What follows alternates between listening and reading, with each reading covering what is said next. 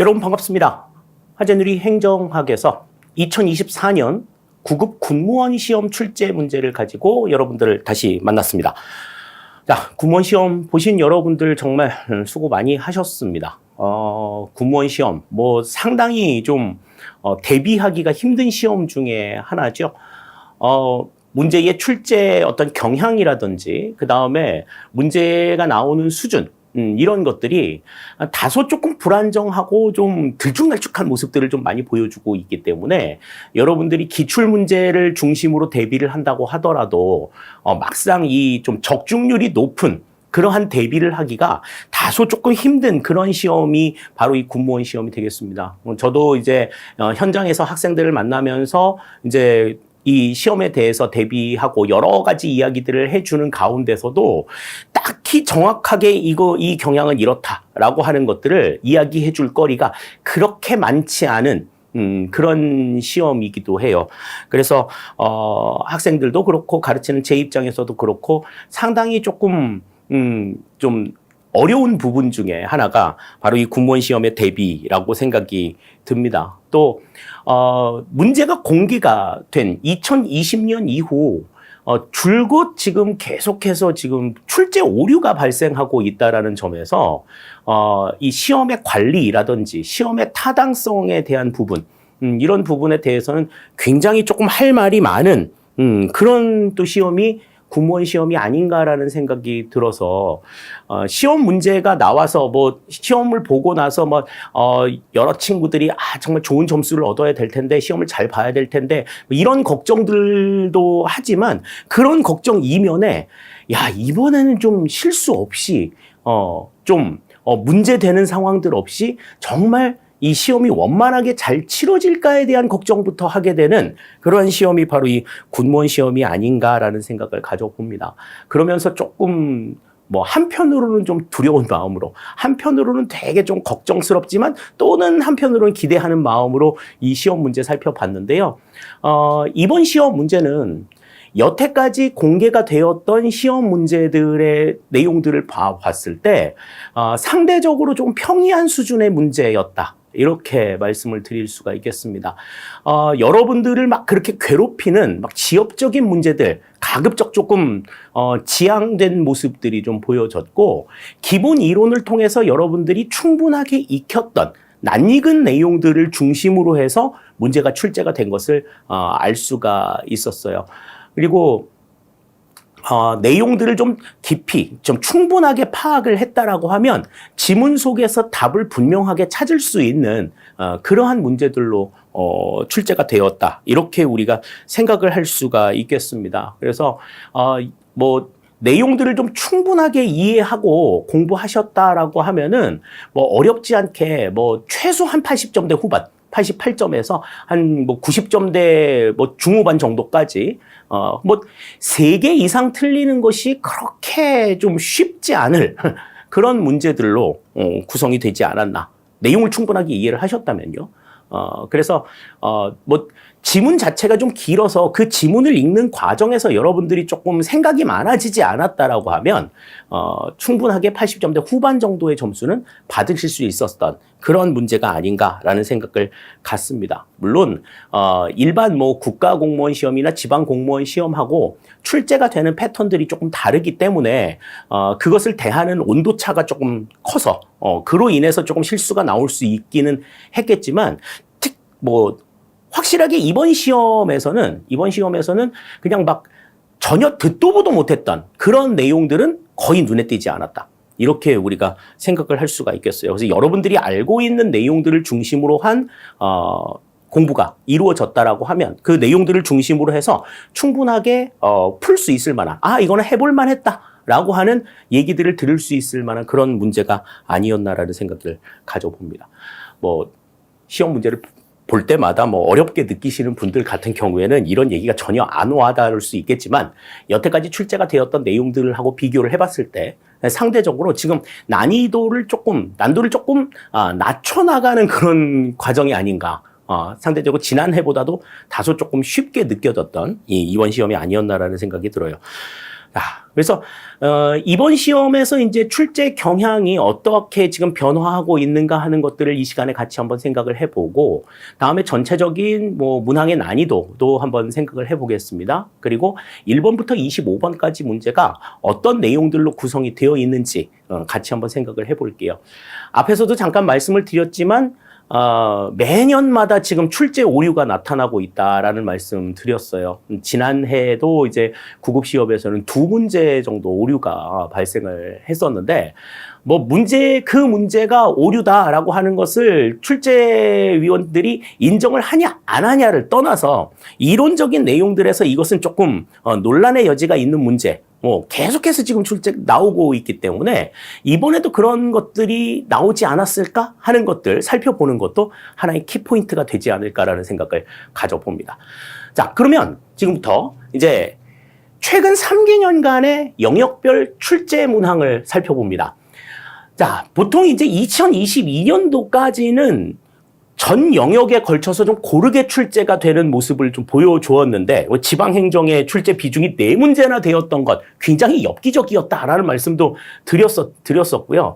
그리고 뭐 그런 것들을 제외한다 하더라도 지금 전체의 출제 비중이 1, 2, 3장을 중심으로 해서 한 60% 정도가 되고 있고, 2023년도에는 그 비중이 조금 더 높아져서 64% 정도가 된 것을 확인을 할 수가 있었는데요. 그래서 1, 2, 3장 이론적인 내용들, 이론적인 부분들의 출제 경향이 다소 조금 높아지고 있다. 점점 높아지고 있다라고 하는 것이 이 공무원 시험의 특징이다. 이렇게 말씀을 드릴 수가 있었어요.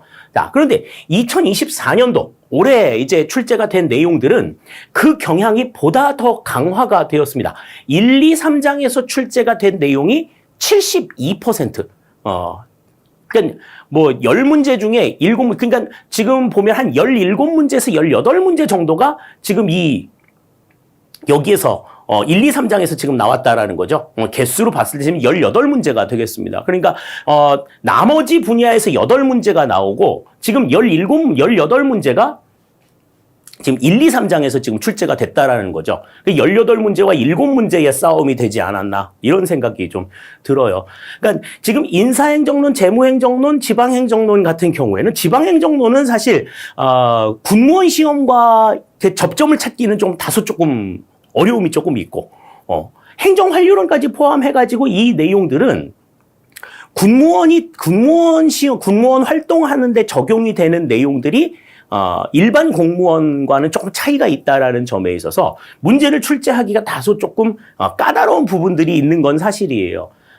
그리고 이제 정말 일반적인 내용이라고 하면 이제 행정이론, 정책이론, 조직이론 이 3가지의 측면들을 볼 수 있기 때문에 아무래도 이 일반적인 이론 중심으로 문제가 출제가 되지 않나 이렇게 우리가 생각을 해볼 수 있습니다. 그래서 60%에서 70%의 비중으로 이 1, 2, 3장에서 출제가 되고 있다라고 하는 것, 그리고 이 이론에 대한 출제 비중이 점차적으로 지금 높아지고 있는 상황이다. 그렇다고 해서 이 이상 지금 70%가 됐는데 70%를 넘어서 뭐 75% 이상 출제 비중이 높아질 가능성은 또 그렇게 높지는 않아요.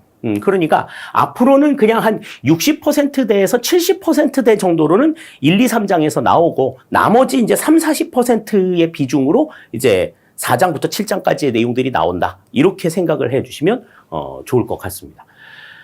자, 다음에 이제 출제 문항의 난도를 좀 분석을 해보죠. 출제 문항의 난도를 보시면 일단 뭐 그렇게 어려운 문제들은 없었어요.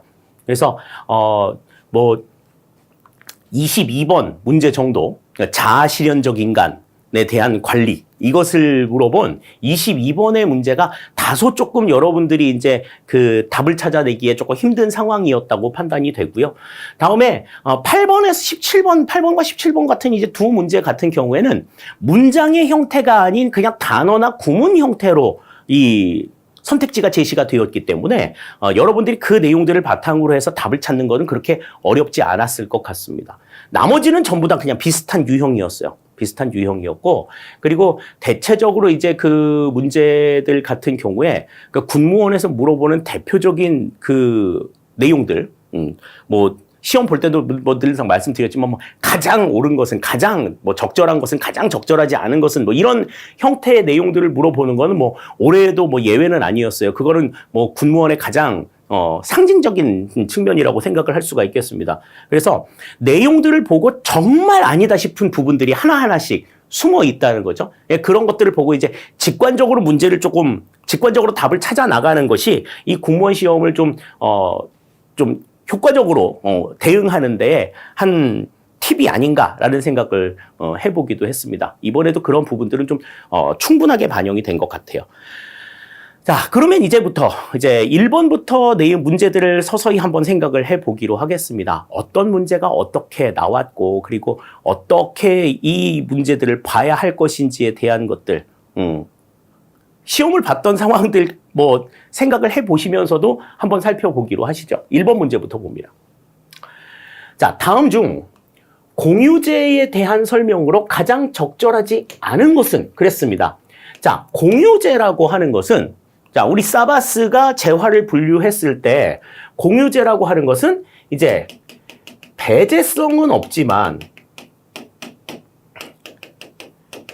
경합성이 존재하는 재화다.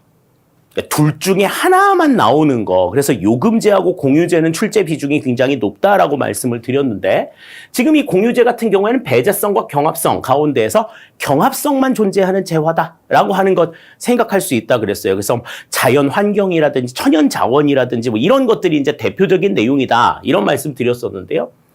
자, 가장 적절하지 않은 것을 고르래요. 1번부터 봅니다. 국공립도서관, 국립공원, 국방, 치안 등을 그 예로 들 수 있다. 그랬는데, 자, 국공립도서관이나 국립공원 같은 경우에는 배제성이 없죠. 그리고 경합성이 존재하는 이 같은 특징을 가지고 있습니다. 하지만 국방이나 치안 같은 경우에는 경합성도 존재를 하지 않죠. 그러니까 이 국방, 치안 같은 경우에는 공유제에 해당이 되지 않습니다. 이거는 그냥 순수 공공재에 해당이 되는 내용이죠. 그렇기 때문에 지금 여기에서는 1번 자체가 바로 틀린 내용이 돼요. 그러니까 국방 치안은 어디에서 대신해 주지도 않고 민간에서도 제공하지 않는 서비스란 말이죠. 그렇기 때문에 이 국방 치안은 공공재에 해당이 되기 때문에 공유제라고 보기는 어렵다. 이렇게 볼 수 있겠습니다. 1번이 바로 틀린 내용이고. 자, 경합성을 지니고 비배제성을 지닌다. 그죠? 경합성을 지니고 배제성은 없으니까. 다음. 과잉 소비의 문제가 발생할 수 있다. 그러니까 이 공유제 같은 경우에는 이제 공유지의 비극 내용들을 살펴보시면 되겠지만 다른 사람들의 사용을 위해 가지고 내 사용을 조금 잘 절제할 수 있어야 되는데 이기심이 발동해가지고 이제 내가 막 이기적으로 소비하게 되면 결과적으로 아무도 사용하지 못하게 되는, 모두가 사용하지 못하게 되는 그러한 상황이 나올 수 있다. 이렇게 우리가 생각을 할 수 있겠어요. 따라서 2, 3, 4번은 다 맞는 내용이 되겠지만 1번은 틀린 내용이 된다. 이렇게 우리가 볼 수 있겠습니다. 공유제에 대한 개념이 무엇이다라고 하는 걸 분명하게 아셨다라고 하면은 뭐 이 문제의 답을 찾는 건 그렇게 어렵지 않았을 것 같아요. 자, 1번 살펴봤고요. 자, 다음 2번 보겠습니다. 다음 중 기계적 조직 구조에 대한 설명으로 가장 적절하지 않은 것은 그랬습니다. 자, 기계적 조직 구조 같은 경우에는 이제 번스와 스토커가 얘기했던 내용 가운데서 단순하고 좀 안정적인 환경에 적합한 조직 구조다. 그래서 복잡하고 좀 유동적인 환경에 적합한 유기적 구조와 상반되는 내용들로 얘기가 되고 있죠. 자, 그래서 기계적 조직 구조와 유기적 조직 구조를 비교해 놓은 표, 요거 가지고서도 각각의 내용들을 좀 구분할 필요가 있다라는 말씀을 드렸었는데, 자, 1번부터 보죠. 대규모 조직에서 높은 공식화와 표준화를 추구한다. 그렇죠. 큰 조직 구조에서 모든 대상들에게 일원화된 내용들을 보여주려고 하면 기계적 조직 구조가 필요하죠. 1번 맞는 이야기.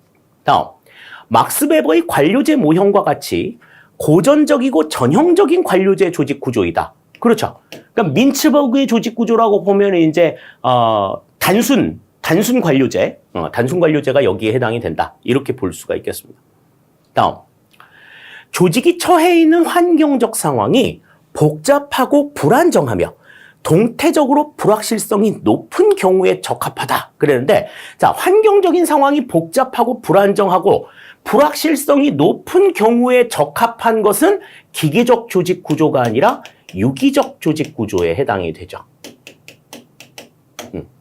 기계적 구조가 아니라 유기적 구조에 해당이 된다.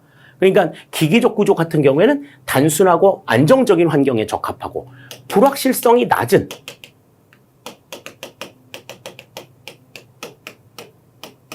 낮은 환경에 적합하다. 이렇게 생각을 하시면 이제 3번이 확실하게 아니라는 것 알 수가 있을 것 같습니다. 자, 3번 틀린 내용이 되겠고.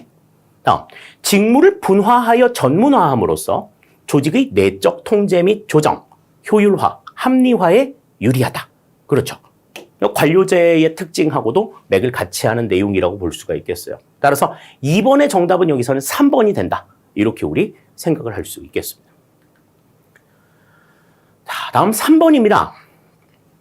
다음 중 무의사 결정론에 대한 설명으로 가장 적절하지 않은 것은 그랬습니다.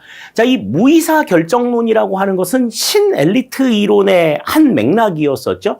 그래서 엘리트들이 의사를 결정하는 데 있어서 다수 민중들의 의견들을 취합해서 종합하는 과정에서 자신들에게 좀 도전적이거나 자신들의 이익에 반하는 의견들이 나왔을 때는 그냥 그걸 거론조차 못하게 배척해버리는 이 같은 형태.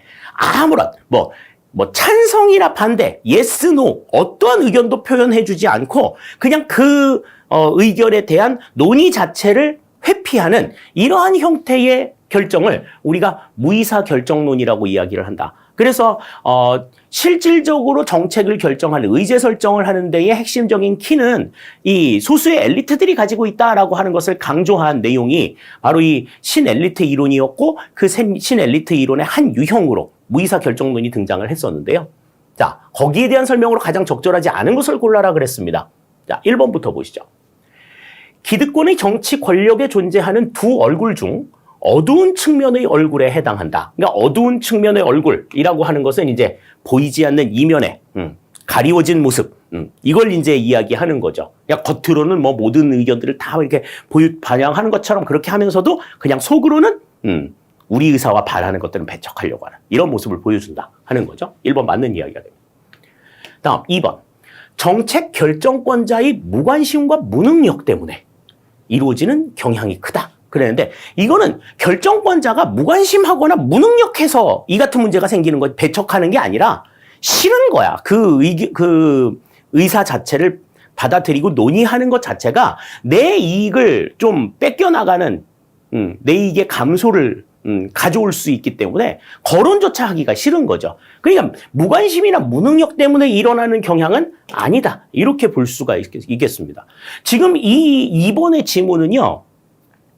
과거에 출제가 되었던 선택지입니다. 그러니까 무의사 결정론에 대한 문제를 물으면서 똑같은 유형의 문제가 과거에 한번 출제가 되었던 적이 있어요. 군무원 시험은 아닌데 과거에 똑같은 문제가 출제가 되었던 기억을 가지고 있습니다. 2번 틀린 내용이 되겠어요. 다음 3번. 정책 결정의 핵심적 권력을 갖는 개인이나 집단에 부정적 영향을 끼치는 주장을 억압, 좌절시키거나 고의적으로 방치한다. 그렇죠. 무관심이나 무능력이 아니고 이 같은 내 의사에 반하는 주장들을 억압, 좌절하거나 방치하는 이 같은 상황들이죠. 다음, 기득권 세력은 때때로 정책 의제 또는 정책 대안의 범위, 내용을 제한하여 집행의 의미가 없는 상징적 의제 또는 대안만을 채택할 수 있도록 하기도 한다. 그러니까 그냥 의제 설정의 방향 자체를 자기들이 의도적으로 그냥 설정해서 그 논의를 회피해 나가는 이러한 모습들을 보여준다 하는 것 생각을 할 수가 있겠습니다. 따라서 3번에서는 여기서는 2번이 틀린 내용이 되는 것 알 수가 있겠습니다. 기출문제를 중심으로 해서 공부하셨던 분들 같은 경우에는 이 지문의 내용이 기억이 나셨을 거예요. 그렇다라고 하면 3번 문제는 어렵지 않게 풀 수 있지 않았을까. 그리고 굳이 또 그렇지 않다 하더라도 무의사 결정론의 의미를 분명하게 알고 계셨다라고 하면 정책 결정권자가 능력이 없어서 그거를 거론하지 못하는 건 아니다라고 하는 건 확실하게 아실 수 있었으리라는 생각이 듭니다. 3번 문제 살펴봤고요. 자, 다음 4번입니다. 다음 중 공공재의 공급 규모에 대한 설명으로 가장 적절하지 않은 것은 그랬습니다. 자, 이 공공재의 공급 규모, 공공재의 적정 공급 규모와 관련된 내용은 우리가 심화 시간에 같이 이야기를 해봤었어요. 그래서 이 적정 공급 규모, 그러면은 이제, 실제보다 좀 적게 공급해도 된다라고 하는 과소 공급설과 아니다. 실제 수요보다 그러니까 우리가 지금 예측한 수요보다 훨씬 더 많은 공급이 있어야 된다라고 하는 과다 공급설. 두 가지의 내용이 있었어요. 그래서 과소 공급설의 입장과 과다 공급설의 입장, 각각 그 내용들을 주장하는 이론들이 무엇이 있는가 하는 것들을 좀 살펴봤었죠. 그래서 과소 공급설을 주장하는 이론은 상대적으로 조금 적었는데 과다 공급설을 주장하는 이론들이 굉장히 많이 있었던 것 우리가 기억을 하고 있습니다. 자, 그러면 1번부터 볼게요. 자, 니스칸의 예산 극대화 모형에 따르면 공공재는 과다 공급된다 그랬는데, 자, 이 예산 극대화 모형이라고 하는 것은 관료들은 자신의 권력을 강화하기 위한 목적으로 소속 집단의 예산을 극대화하는 경향이 있다. 그러니까 정치인들이 사회 후생의 증대를 목적으로 예산을 증대하는 것에 반해서 관료들은 자신의 권력을 강화시키고자 하는 목적으로 예산을 증대하기 때문에 실제보다 한 2배, 3배 더 많은 예산의 확보를 하려고 노력한다. 그러니까 이 공공재는 과다 공급된다고 보는 게 맞죠. 과다 공급설의 대표적인 예라고 볼 수 있습니다. 1번 맞는 이야기가 되겠고요. 다음 2번. 파킨슨의 법칙이 적용되면 공공재는 과다 공급된다. 그랬는데, 자, 파킨슨의 법칙이라고 하는 건 뭐였어요? 우리 이제 다른 말로 상승하는 피라미드의 법칙이다. 이렇게도 이야기하는데, 자, 이 파킨슨의 법칙은 자, 행정 수요와 상관없이 행정 수요와 무관하게 공무원의 수는 지속적으로 증가한다. 이 얘기지. 이걸 우리가 파킨슨의 법칙이라고 얘기하잖아요. 그러니까 공무원의 수가 증가하니까 공공재 공급, 뭐 정부 예산의 지출 이런 것들은 어떻게 될 수밖에 없어? 과다 공급이 될 수밖에 없다 하는 거죠. 2번도 그래서 맞는 내용이 되겠습니다. 자, 다음 3번째.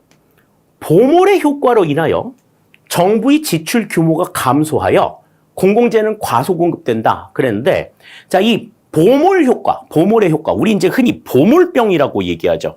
이 보몰병이라고 하는 거는 어떤 거였어요? 이 공무원, 공직 사회, 관료 사회 같은 경우에는 이 경직성 경비, 그러니까 인건비에 들어가는 비중이 굉장히 크기 때문에 노동 집약적인 성격을 가지고 있어서 이 공공의 업무는 노동 집약적인 성격을 가지고 있어서 인건비에 대한 비중이 상당히 좀 크기 때문에 정부의 지출 규모가 늘어날 수밖에 없다. 이걸 강조한 거죠. 그래서 노동 집약적이라고 하는 이 공공 서비스의 성격, 이것이 아주 병이다, 병. 그래서 여기서는 지금 효과라고 얘기했었는데 보몰스 디시즈, 보몰병이라고 이야기한단 말이죠. 이 보몰 효과로 인해서는 정부의 지출 규모가 감소하지 않고 증가하게 됩니다. 그래서 공공재는 과소 공급되지 않고 과다 공급된다. 이렇게 볼 수가 있죠. 과다 공급설의 한 예였어요. 3번 그래서 틀린 내용이 되겠습니다. 다음 4번. 다운스에 의하면 국민의 합리적 무지 내지 무관심은 공공재의 과소 공급을 가져온다. 자, 다운스가 주장한 합리적 무지라고 하는 거는 뭐였어? 자, 이 공공 서비스나 공공재의 사용이 나에게 어떤 결과를 가져올지 몰라. 그러면 사람들은 그거를 써볼까? 쓰려고 덤빌까? 어떤 결과를 가져올지 모르는데? 그러면 사람들은 사용을 좀 꺼리게 된다는 거죠. 꺼리게 되기 때문에 수요보다, 파악이 된 수요보다 좀 적은 양을 공급해도 상관없다. 어차피 모르니까 안 써.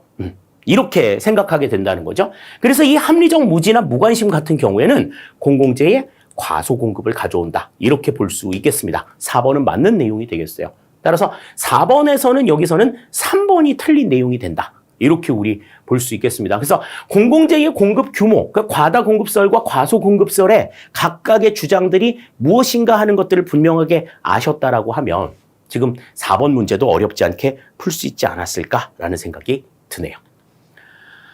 자, 다음 5번 보겠습니다.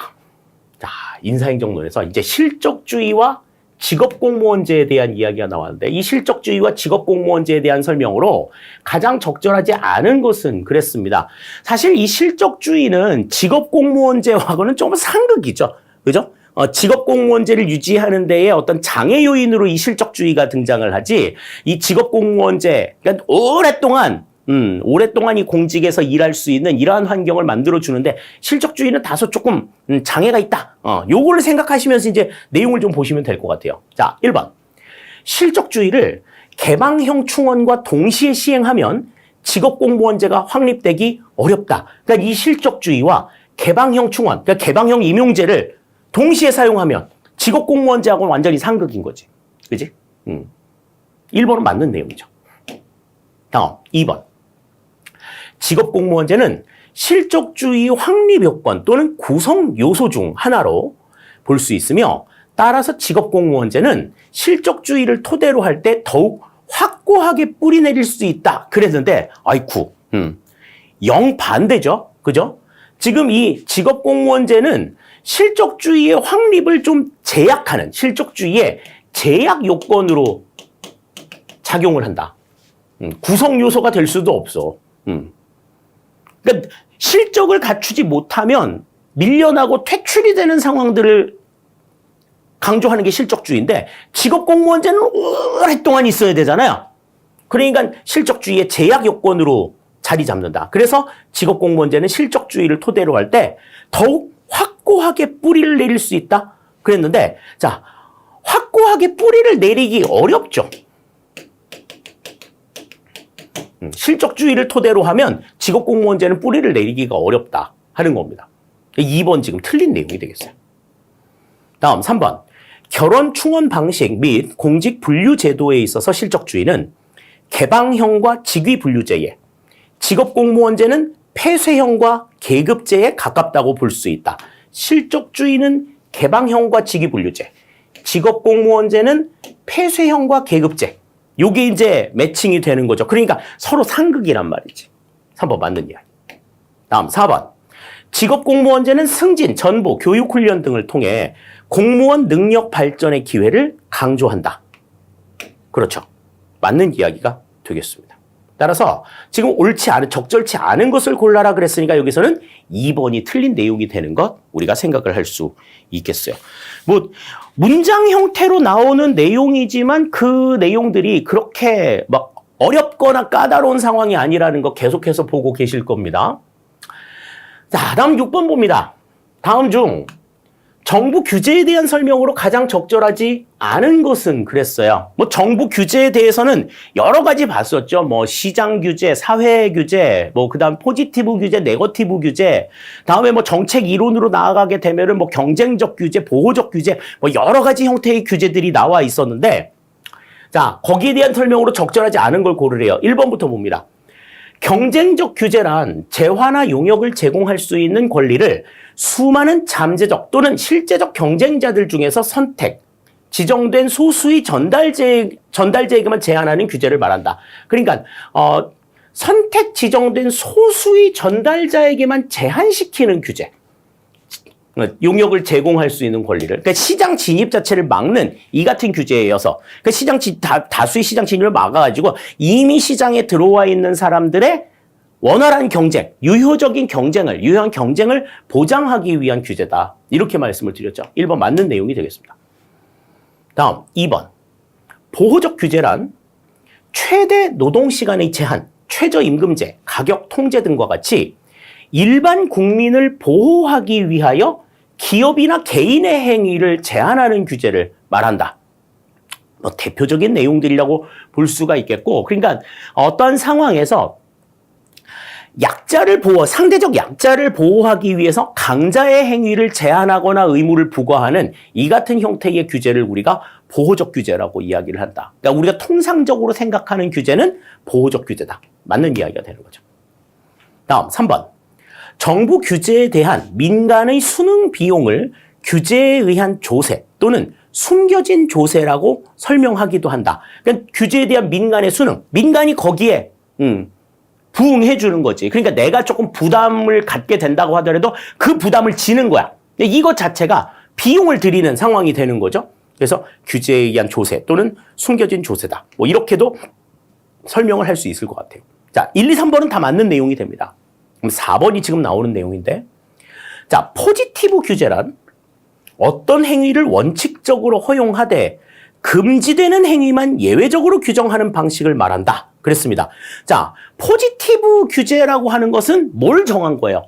긍정적인 상황들, 해도 되는 것, 할 수 있는 것만 정해놓고 나머지를 다 금지시키는 상황이죠. 그런데 그러니까 원칙적으로 금지하고 예외적으로 허용하는 게 포지티브 규제인데 지금 이거는 원칙적으로 허용하고 금지되는 행위만 예외적으로 규정하는 상황이니까 이거는 금지된 행위를 낸 거니까 포지티브 규제가 아니라 네거티브 규제가 되는 거예요.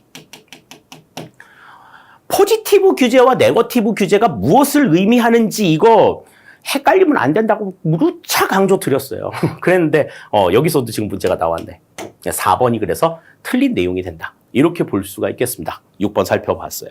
뭐 그러니까 지금 나와 있는 내용들이 뭐 막 그렇게 어렵거나 그런 내용들이 아니고 굉장히 좀 평이하게 술술술술 풀려나갈 수 있는 그러한 내용들이라고 보여집니다. 자, 다음 7번입니다. 다음 중 정책 네트워크의 유형에 대한 설명으로 가장 적절하지 않은 것은 그랬습니다. 정책 네트워크의 유형은 철의 삼각이라고 얘기하는 하위 정보 모형부터 이슈 네트워크, 정책 공동체, 그다음에 인지 공동체까지 쭉 그 맥락들을 설명을 해드렸었죠. 자, 거기에 대한 내용들이 나와 있습니다. 자, 1번부터 보죠. 정책 공동체는 대체로 제로섬 게임의 성격을 띠지만 정책 문제망은, 이 정책 문제망이라고 하는 건 뭐야? 우리가 이제 봤었던 이슈 네트워크죠. 정책 문제망은 상대적으로 공동의 이익을 추구하는 포지티브 썸 게임이다. 그랬는데, 자, 정책 공동체 같은 경우에는 그 정책과 관련되어 있는 전문가 집단들의 집합, 전문가 집단들을 대상으로 해서 의견을 듣는 내용들이기 때문에 굉장히 객관적이고 공정한 의견의 개진이 가능하다. 그렇게 이야기를 했었습니다. 근데 이제 상대적으로 이슈 네트워크, 지금 여기서 말하는 정책 문제망 같은 경우에는 이제 직간접적인 이해 관계자들이 자신들의 의견들을 내는데 이게 공익 차원의 의견이 아니라 민원성 의견을 낸다라고 말씀을 드렸었죠. 그러니까 자기가 불편하고 자기가 힘들면 의견을 제시해. 근데 다른 사람이 의견을 다른 사람들이 불편한 부분에 대해서는 그냥 나 몰라라 하는 모습들을 보여준단 말이지. 그렇기 때문에 지금 정책 공동체가 제로섬 게임이고 정책 문제망이 포지티브 썸 게임이라고 얘기하는데 이거는 지금 정책 공동체와 정책 문제망의 위치가 바뀌어 있어야 맞는 이야기가 됩니다. 제로섬 게임은 이슈 네트워크의 내용이고 특징이고 포지티브 썸 게임은 정책 공동체의 특징이다. 이렇게 볼 수 있는 거죠. 1번이 바로 지금 틀린 내용이 되겠습니다. 다음 2번. 정책 문제망은 이슈 네트워크 주로 특정한 정책 문제별로 형성이 되며 그 경계는 모호하고 개방성이 높은 편이다. 그렇죠. 특정한 정책 이슈와 관련해가지고 직간접적인 이해관계자들이 전부 다 모이는 상황이기 때문에 이 이해관계자가 어떤 특징들을 가지고 있냐, 어떤 입장들을 가지고 있냐, 전부 다 다르단 말이죠. 그러니까 어디서부터 어디까지 이해관계자를 결정을 해야 될 것이며 이 사람들이 어떤 주장들을 할 것이냐, 어느 정도의 수준의 주장을 할 것이냐 예측을 하기도 상당히 어려운 상황들이 나온다. 2번 맞는 내용이죠. 다음 3번. 정책 공동체는 주로 정책 분야별로 형성되며, 그렇죠? 여기는 아까 문제별로 형성이 되는 거고 이건 분야별로 형성이 되고 그 참여자의 범위가 하위 정부의 경우보다 비교적 넓은 편이다. 그랬는데 하위 정부 모형보다 참여자의 범위가 좁은 건 없어. 다 넓어. 그죠?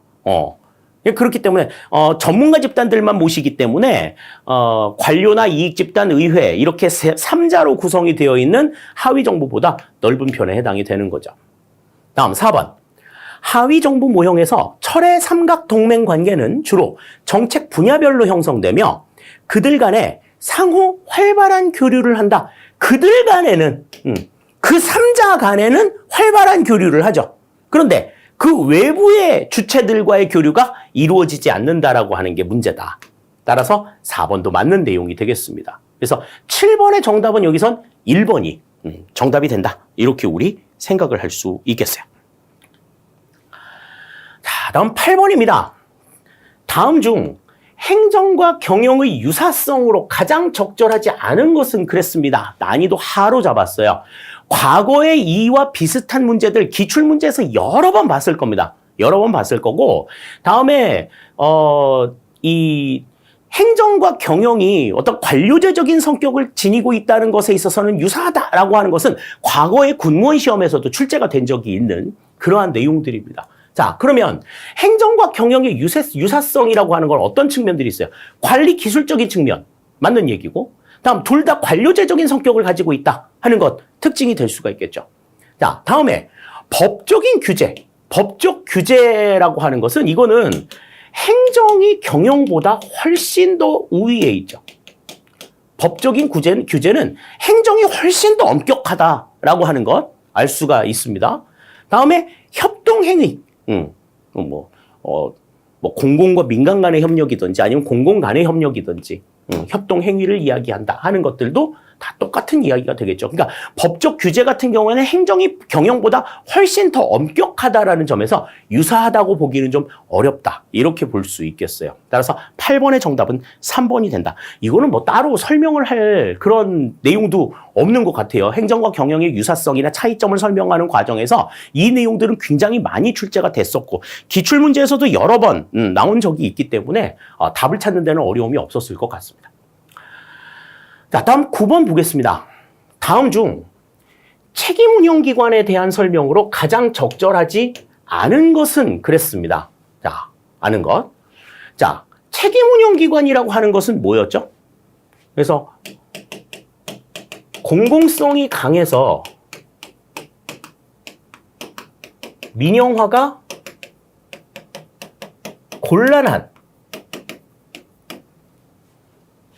곤란한 서비스에 대해서 이 서비스를 대상으로 해서 이 공공성과 그 다음에 시장 경쟁력이라고 하는 두 마리의 토끼를 다 잡게 하는 이 같은 책임 경영을 담당하는 기관이 책임운영기관이다. 그렇게 이야기했었어요. 자, 거기에 대한 설명으로 적절하지 않은 것을 골라라 그랬습니다. 자, 1번부터 보죠. 기관장은 계약직으로 임용되지만 소속 직원은 공무원 신분을 유지하는 공법인이다. 그랬습니다. 자, 기관장은 계약직이에요. 최장 5년까지의 임기제 공무원으로 임용이 되죠. 그리고 소속 직원들은 공무원의 신분을 가지고 있습니다. 소속 직원은 공무원 신분을 가지고 있는 것은 왜 그러냐면 이 책임운영기관은 각 행정부처의 소속 기관이기 때문에 일반 행정기관이기 때문에 그래요. 그러니까 소속 직원들은 공무원 신분을 갖는 거죠. 그러니까 지금 여기서는 공법인이라고 하는 건 법인체라는 거지. 법인체라고 하는 거는 독자적인 결정과 독자적인 행동이 가능한 이 같은 상태인 건데 책임운영기관 같은 경우에는 법인체가 아니에요. 일반 행정기관에 속하기 때문에 법인이라고 이야기하는 것은 일단 잘못된 내용이 되겠습니다. 1번이 바로 틀린 내용이에요. 다음 2번. 성과를 중시하는 신공공관리론의 원리에 따라 등장한 제도이다. 그래서 정책의 어떤 의제 설정이나 결정, 그 다음에 집행과 서비스 전달 이것을 분리해서 이 가운데 집행과 서비스 전달에만 집중하는 기관이 책임운영기관이다. 이렇게 말씀을 드렸었죠. 신공공관리론 원리에 따라서 성과를 바탕으로 해가지고 기관장도 그렇고 그 기관도 그렇고 매년마다 성과평가를 해가지고 뭐 예산에 반영을 한다든지 인사에 반영을 한다든지 이렇게 적용을 하고 있어요. 2번 맞는 내용이 되겠습니다. 다음, 시장 원리에 대한 강조로 인하여 공공서비스의 형평성과 안정성이 저하될 가능성이 있다 그랬는데 자, 시장 원리에 대한 강조를 합니다. 그래서 시장 경쟁력을 강조하는 거지. 자, 공공서비스의 형평성과 안정성은 뭐와 관련된 내용이에요? 이건 공공성과 관련된 내용이란 말이에요. 자, 시장 원리에 대한 강조 때문에 공공성의 형평성과 안정성이 저하될 가능성이 있기 때문에 뭘 하는 거야? 그래서 이게 책임운용기관이 나오는 거지. 책임운용기관이 등장을 해서 이러한 상황이 나올 가능성이 있는 건 아니란 말이죠. 그러니까 3번도 이거는 이걸 통해 가지고 책임운용기관이 나오는 거지. 책임운용기관을 통해 해결이 되는 거죠. 그러니까 책임운용기관이 이 3번의 상황을 유발하는 건 아니란 말이야. 지금 책임운용기관에 대한 설명이라고 하는 것은 책임운용기관이 시장 원리를 강조함으로 인해 가지고 공공서비스에 대한 형평성이나 안정성을 저하시킬 우려가 있다. 이런 내용이거든요. 그러니까 지금 출제를 하신 분이 이 시장 원리에 대한 강조로 인해서 이 형평성과 안정성이 저하될 가능성이 있기 때문에 책임운용기관이 들어왔다라고 하는 맥락으로 이 내용을 쓰셨다라고 하면 3번의 지문을 이렇게 쓰시면 안 돼요. 네. 저하될 가능성으로 인해서 등장하게 되었다. 뭐 이렇게 얘기해야 맞는 이야기가 되는 거지. 단순하게 저하될 가능성이 있다라고 하는 건 책임운용기관이 이 같은 결과를 가지고 온다라고 하는 건데 그건 절대로 아닌 거거든. 3번도 그래서 틀린 내용이 되는 겁니다. 자, 정책 결정 기능으로부터 집행 기능을 분리한 집행 중심의 조직이다. 맞는 내용이 되겠죠? 네. 뭐 이거는 뭐 아까도 설명을 드렸던 내용이니까. 근데 지금 그 가답안 안에서는 지금 1번을 지금 정답으로 해놓고 있어요. 이게 공법인이 아니고 일반 행정기관이기 때문에 이게 1번이 아닌 건 맞아. 1번이 아닌 건 맞는데 3번은 그러면 어떻게 설명을 할 거냐 하는 거죠. 이거는 여러분들이 조금 적극적으로 어필하셔야 됩니다. 네. 그래서 이 공공서비스의 형평성이나 안정성은 공공성과 관련된 문제인 거고 시장 원리를 강조하는 이 문제는 시장 경쟁력을 확보하기 위한 내용인데 지금 책임운용기관은 이 두 마리의 토끼를 전부 다 잡기 위해서 서비스 공급은 정부 기관에서 일반 행정기관에서 담당을 해서 공공성을 확보하고 그 기관의 기관장을 계약직으로 민간에서 임용을 해가지고 시장 경쟁력을 확보하기 위한 특징들을 가지고 있다는 거죠. 그렇기 때문에 지금 9번은 1번하고 3번이 지금 둘 다 정답이 되어야 맞는 이야기가 된다. 이렇게 볼 수 있겠습니다. 그러니까 여러분들이 이 부분 좀 적극적으로 좀 어필을 해주세요. 책임운용기관. 그러니까 지금 이 3번의 이 지문을 어떤 의도에서 썼는가, 뭐 모르지는 않겠어요. 모르지는 않은데 그 의도대로 쓰려고 하면 이렇게 쓰시면 안 된다라는 거죠. 이거는 지금 책임운용기관으로 인한 결과를 이야기하는 거기 때문에 맞지가 않다. 이건 책임운용기관의 등장 배경과 관련된 내용이기 때문에 3번도 맞다고 볼 수가 없어요. 자, 그러니까 지금 뭐 가장 옳지 않은 것을 골라라. 가장이라는 말이 들어갔으니까 이거는 그래도 좀 비빌 수 있잖아. 이렇게 얘기할 수 있는데 이거는 논리 구조 자체가 맞질 않아. 논리 구조 자체가 맞지 않기 때문에 맞다고 볼 수가 없는 거예요. 그거 관련이 있다고 하더라도. 네. 그러니까 9번 같은 경우에는 1번과 3번이 둘 다 틀린 내용이 된다. 이렇게 우리 생각할 수 있겠습니다. 자, 다음 10번입니다. 다음 중 우리나라의 예비비에 대한 설명으로 가장 적절하지 않은 것은 그랬습니다. 자, 예비비라고 하는 것은 이제 만약을 몰라서 이제 일반 회계의 1% 범위 내에서 책정하는 내용이 예비비죠. 그러니까 국가재정법에 지금 국가재정법 제23조에 이 예비비에 대한 언급들이 나와 있습니다. 그것들을 좀 살펴보시면 자, 1번부터 보죠. 목적 예비비는 예산 총칙 등에서 미리 사용 목적을 지정해야 하며 따로 세입 세출 예산에 계상할 수 있다. 그랬는데 이렇게 미리 사용 목적을 지정한 예비비를 우리가 목적 예비비라고 이야기를 하는데 국가재정법 제23조에 보면 이렇게 미리 사용 목적을 지정한 예비비는 따로 세입 세출 예산에 계상할 수 있다고 규정이 되어 있습니다. 1번 맞는 내용이에요. 다음 2번 예측할 수 없는 예산 외의 지출 또는 초과 지출에 충당하기 위해서 편성한다. 이걸 이제 목적 예비비와 상대적으로 보기 위해서 우리가 이제 일반 예비비라고 이야기하죠. 일반 예비비. 자, 다음 3번. 재해 대책비, 공공요금, 환율 상승에 따른 원화 부족액 보정 등을 위해 사용 가능한 한도액을 정한 목적 예비비가 있다. 그러니까 이 목적 예비비 같은 경우에는 재해 대책이나 공공요금 또는 환차손 보전이라고 얘기하죠. 환율 상승에 따른 원화 부족액 보정 이런 것들을 위해서 사용을 한다. 그러니까 일반 예비비와 목적 예비비 구분을 할 수 있다. 볼 수가 있겠습니다. 다음 4번. 일반 예비비는 그 사용 목적을 특정하지 않고 국회의 사전 의결을 거친 경비이므로 회계연도를 달리하여 사용할 수 있다 그랬는데 예비비 자체는 목적을 특정하지 않고 국회 사전 의결을 거친 경비는 맞는데 회계연도를 달리해서 사용할 수는 없습니다. 그 해에 다 써야 돼. 그렇죠? 이거는 시간 경과의 원칙에 예외에 해당이 되는 예외는 아니다라고 하는 거지. 따라서 4번이 여기서는 지금 틀린 내용이 되는 것 알 수가 있겠어요. 국가재정법 23조에 보시면 이제 뭐 목적 예비비, 일반 예비비를 딱 구분해 놓은 내용들은 없지만 미리 사용 목적을 지정한 예비비를 이야기하고 있어요. 그런 예비비를 이제 목적 예비비로 규정을 한다. 이렇게 볼 수 있는 거죠. 10번의 정답은 4번이 되겠습니다.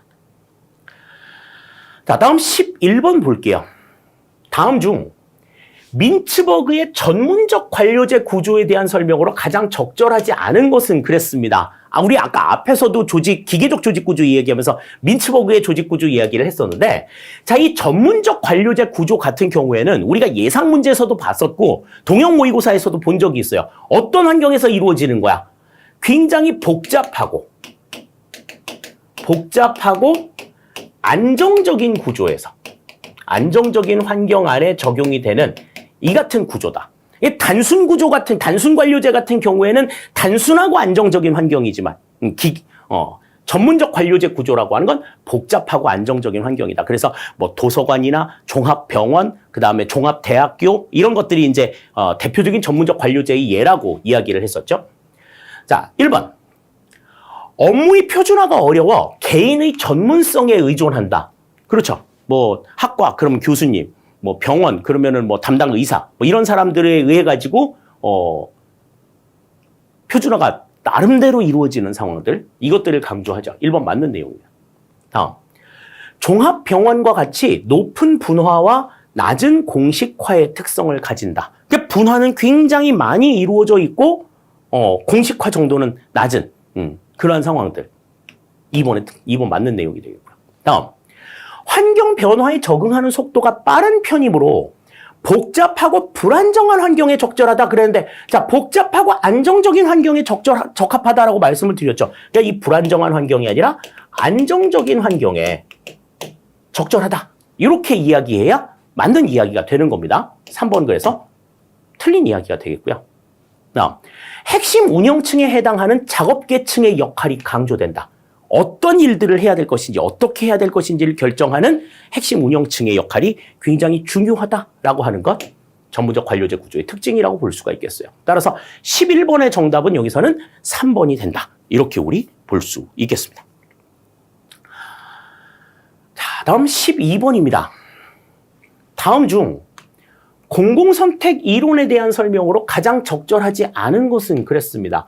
자, 공공선택론에 대한 주요 모형, 공공선택론과 관련된 주요 모형과 관련해가지고 우리가 심화 시간에 10개의 모형을 같이 이야기를 했던 적이 있습니다. 그와 관련된 내용들이 지금 여기 나와 있는데요. 자, 1번부터 볼게요. 자, 중위 투표자 이론은 중간 선호자만을 만족시킨 모형으로서 모든 투표자의 선호를 고려하지 않기 때문에 자원 배분의 효율성을 보장하지 못한다. 그러니까 중간 투표자 같은 경우에는 이제 선거에서 이기기 위해서 뭐 진보당이든지 보수당이든지 각자 자신들이 추구하는 정책이나 자신들의 이념을 주장하지 않고 그 이념에 상반되는 이념들을 제시함으로써 중간 투표자들을 꼬시려고 하는 그런 경향을 보인다. 그래서 이 극단적으로 그 정말 진성 지지자들은 이제 그런 모습에 실망해가지고 투표에 기권을 하고 그 중간의 마음, 중간 중위 투표자들의 마음을 꼬시려고 해가지고 이게 상반되는 자기들이 추구하는 내용들과 상반되는 내용들을 얘기했다 하더라도 그것이 이 중간 투표자들의 마음을 온전하게 사로잡지도 못하기 때문에 결국에는 모두의 만족을 이끌어내지 못하는 그런 상황들이 나온다라고 말씀을 드렸죠. 1번 맞는 내용이 됩니다. 다음, 2번. 티브에 의하면 지역 주민의 완전한 이동성이라는 시장 배분적 과정을 통하여 지방 공공재의 적정 규모 공급이 가능하다. 그랬습니다. 그죠? 티브 가설에서는 완전한 이동, 지역 주민이 자유롭게 이곳에서 이곳 다른 곳으로 이동한다고 하더라도 그곳에서 이전에 살던 곳과 똑같은 삶을 살 수 있는 그 서비스만 받으러 가는 이 같은 조건이 이루어져야 된다. 그래야 적정 규모 공급이 가능하다라고 전제 조건을 달았어요. 이번 맞는 내용이 됩니다. 다음 3번.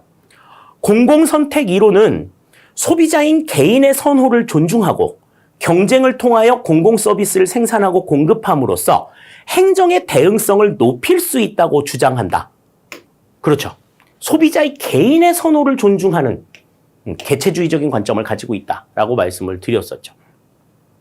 자, 그럼 1, 2, 3번이 다 맞는 내용이니까 4번이 지금 틀린 내용인 것 같은데, 자, 4번 봅니다. 고위직 관료들의 관청 형성 전략은 소속 조직을 보다 집권화된 대규모의 개서적 관료 조직으로 개편시키게 된다. 그런데 이 고위직 관료들은 어떤 조직을, 어떤 예산을, 관청 예산을 선호한다고 이야기를 했었죠. 그래서 이 관청 형성 전략이라고 하는 것은 기존의 조직, 그 공공 조직의 규모를 조직 규모를 변동시키지 않고, 그러니까 이 관청 형성 전략이라는 건 조직 규모의 변동 없이 자신들을 추종하는 이 그 조직들을 뭐 준정부 조직이나 이제 외부 계약 형태로, 그러니까 민간의 외부 계약 형태로 이렇게 퍼뜨려서 조직의 그 팽창을 방지하면서 이제 통제의 책임을 좀 완화시키려고 하는 이 같은 전략을 관청 형성 전략이라고 얘기해요. 그래서 소속 조직을 보다 집권화된 대규모의 개서적 관료제 조직으로 개편시키지 않아. 보다 집권화시키려고 하지 않아. 자기가 막 이렇게 총대 메고 막 이렇게 일하려고 하지 않는다고, 관료들은. 어떻게 그냥 뭐 알아서 일하게 냅두고 그냥 결정적인 순간에 그냥 훈수 조금 두는 정도로 일하려고 하지, 막 자기가 책임을 다 지고 막 모든 짐을 다 지고 막 이렇게 가려고 하지 않는단 말이죠. 그러니까 집권화된 대규모의 개서적 관료 조직이 아니라 조직 규모의 변동 없이 대부분의 조직들을 이제 준정부 조직이나 외부 계약, 그러니까 민간 조직으로 이렇게 좀 분산시켜서 자신들의 영향력은 그대로 유지한 상황에서 조직의 규모는 그대로 냅두는, 그래서 조직의 팽창을 좀 은폐하려고 하는 그러한 모습들을 보여주는 게 관청 형성 전략이다. 따라서 4번은 지금 여기선 틀린 내용이 된다. 이렇게 볼 수가 있겠어요. 12번에서 적절하지 않은 것을 골라라 그러면 4번을 고르시면 될 것 같습니다. 자, 다음 13번입니다. 진보주의와 보수주의의 구분은 사회와 정책을 이해하는 한 방법이다. 자, 진보주의 정부에서 선호하는 정책으로 가장 적절하지 않은 것은 그랬어요. 자, 진보주의와 보수주의가 왜 이제 틀리냐, 왜 이게 좀 다르냐 하는 부분들에 대해서 우리가 이제 좀 보수주의하고 진보주의를 구분하는 내용에 대해서는 우리가 굉장히 좀 잘 공부를 했잖아요. 자, 소수민족이나 사회 소수자들이나 아니면 사회적 약자들에 대한 지원을 강조하는 그런 입장들을 가지고 있고, 시장의 기능을 인정하지만 시장의 결함이나 윤리적인 문제들이 있기 때문에 이 문제들을 해결하기 위해서 정부의 개입이 필요하다라고 주장하는 게 진보주의의 입장인 거죠. 자, 그럼 거기에서 가장 적절하지 않은 것, 소수민족의 기회를 확대한다. 이건 진보주의의 정책입니다. 다음, 소득 재분배를 강조하는 것, 이것 역시 진보주의의 정책이죠. 근데 이제 조세의 감면을 확대한다 하는 거는, 이거는 보수주의에서 강조하는 내용이야. 진보주의는 과세를 강조하죠. 그러니까 말해서 부유층들에게 누진세 엄청나게 걷어가지고, 세금 엄청나게 걷어가지고 좀 저소득층들에게, 소외된 사람들한테 나눠주자라는 입장을 보여주고 있기 때문에 조세 감면을 확대하는 이러한 내용들은 보여주지 않는다. 조세 감면 확대는 보수주의 입장이다. 다음, 정부의 규제를 강화한다. 정부의 영향력을 좀 증대시키는 것이 진보주의의 특징이다라고 본다면, 13번에서는 여기서는 3번이 정답이 되는 것을 우리가 확인을 할 수가 있겠습니다. 뭐 어렵지 않게 우리들이 볼 수 있을 거예요. 자, 다음 14번입니다. 다음 중 우리나라 고위공무원단 또는 고위감사공무원단에 속하는 공무원이 아닌 것은 그랬습니다. 자, 우리나라 고위공무원단 같은 경우에는 어떤 사람들이라고 얘기했어요? 이 사람들은 국가공무원을 대상으로 해서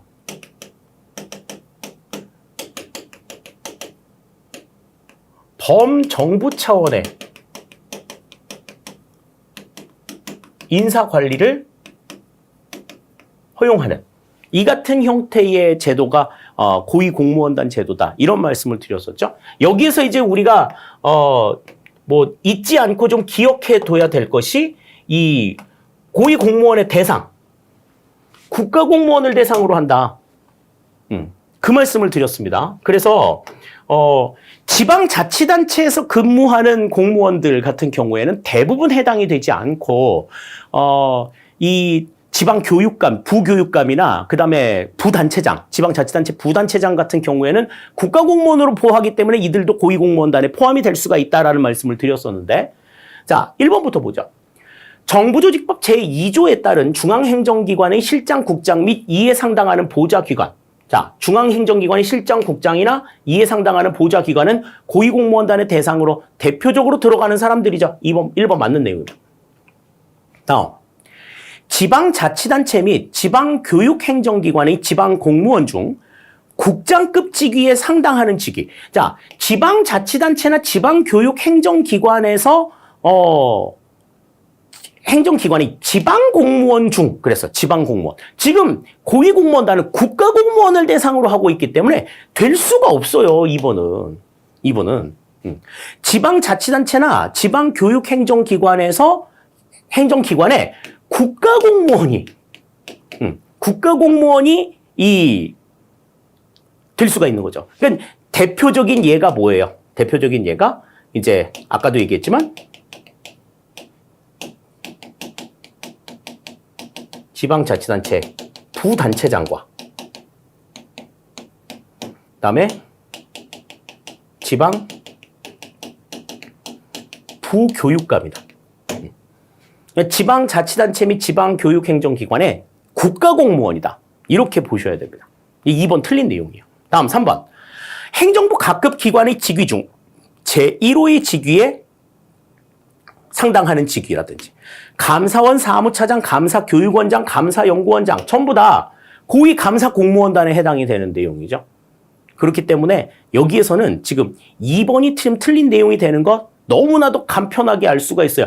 고위공무원단은 국가공무원을 대상으로 한다라고 하는 것 굉장히 많이 강조를 드렸었잖아요.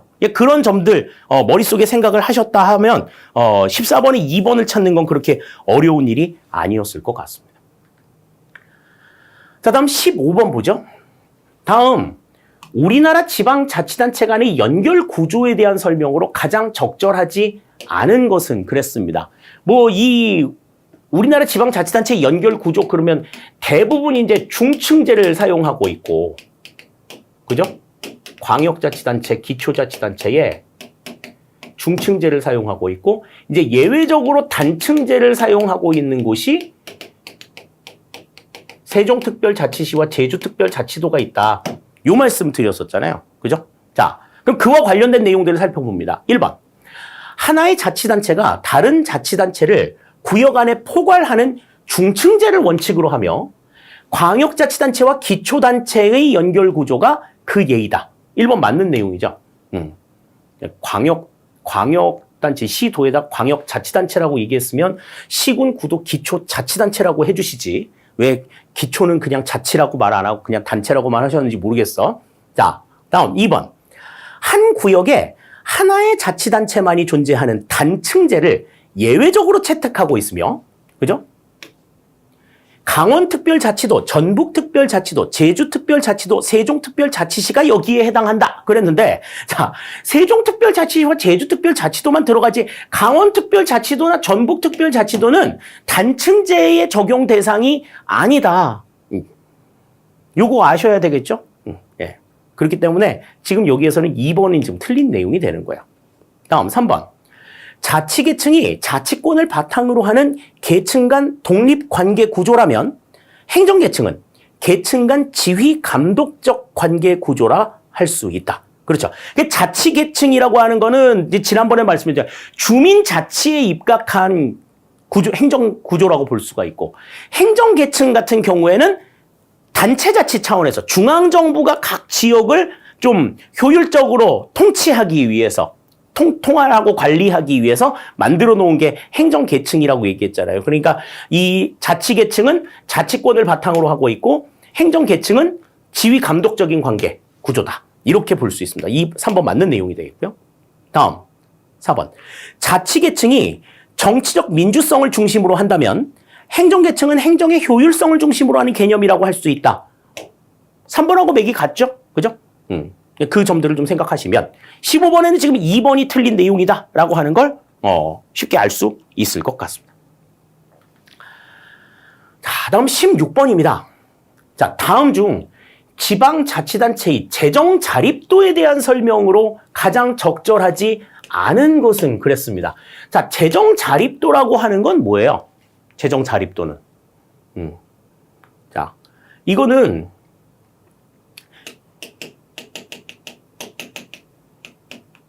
일반 회계에 대한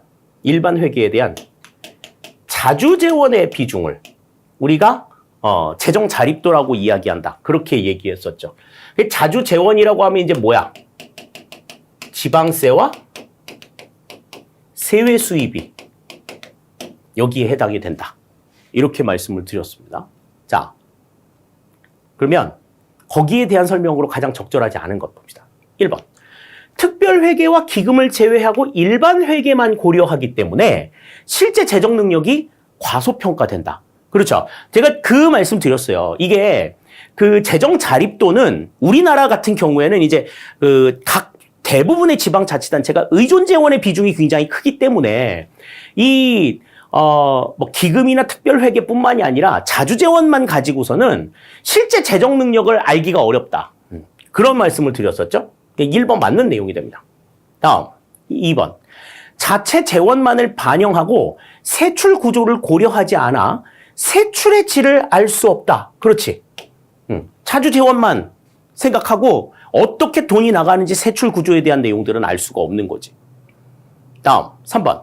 중앙정부의 재정 지원을 의존 재원으로 처리함으로써 그 재정 지원의 형태나 성격을 제대로 파악할 수 없다. 한계점이 있다고 말씀을 드렸죠. 그래서 재정 자립도보다는 재정 자주도가 훨씬 더 우리 그 재정을 확인하기가 훨씬 더 쉽다. 훨씬 더 제대로 파악할 수 있는 방법이다. 그런 말씀을 드렸어요. 1, 2, 3번 다 맞는 내용이 되는데요. 자, 그럼 4번 어디가 틀렸는가 봅시다.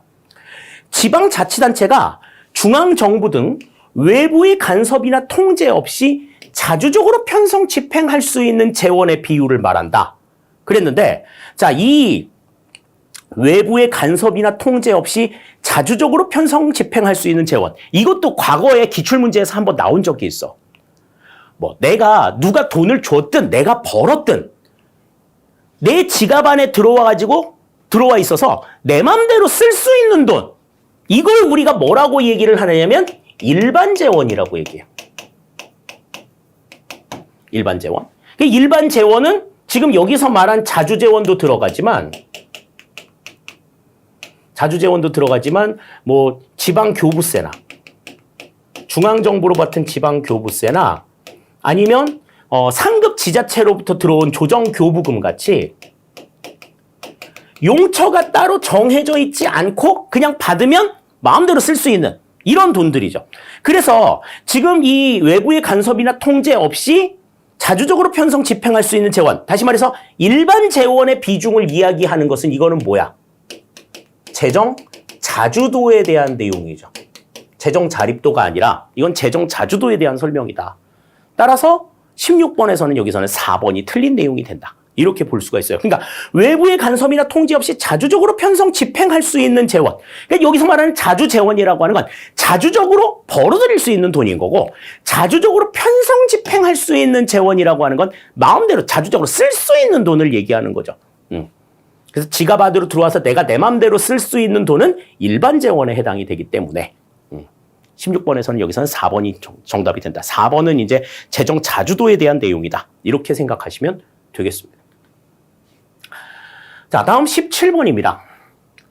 네트워크 구조의 기본 원리로 가장 적절하지 않은 것은 그랬어요. 자, 네트워크 구조의 기본 원리에 대한 내용을 뭐 따로 이야기하지 않는다 하더라도, 따로 얘기하지 않았다 하더라도 이 네트워크 구조가 어떤 구조인가를 생각하시면 이제 이 내용들을 좀 보실 수가 있어요. 자, 네트워크 구조 같은 경우에는 핵심적인 업무는 본부에서 핵심적인 업무를 수행하고, 부수적인 업무들 같은 경우에는 외부 조직들을 통해 가지고 시행하게 하는 제도다. 조직 구조다. 이렇게 얘기를 했었죠. 그래서 상황에 맞게 이 조직의 기능들을 넣었다 뺐다 할 수 있는 그런 상황들이 있고, 그 다음에 이제 고급의 전문 인력들을 이제 좀 경제적으로 활용할 수 있다라고 하는 장점이 있다. 이런 말씀 드렸었잖아요. 자, 그러면 거기에 대한 기본 원리로 적절하지 않은 것을 골라라 그랬습니다. 네트워크 참여자의 독립성. 이 각각의 사람들은 계약으로 맺어져 있기는 하지만 언제 어디든 빠져나갈 수가 있어. 독자적으로 행동을 할 수가 있다면 자신들이 맡은 업무들만 수행하면 돼. 본부하고만 연계가 되어 있어요. 그러니까 얘네들끼리 이렇게 그 부서들끼리 연계가 되어 있는 모습은 없죠. 네트워크 참여자의 독립성은 강조가 되고 있고. 다음, 구성원 간의 자발적인 연결이 있어.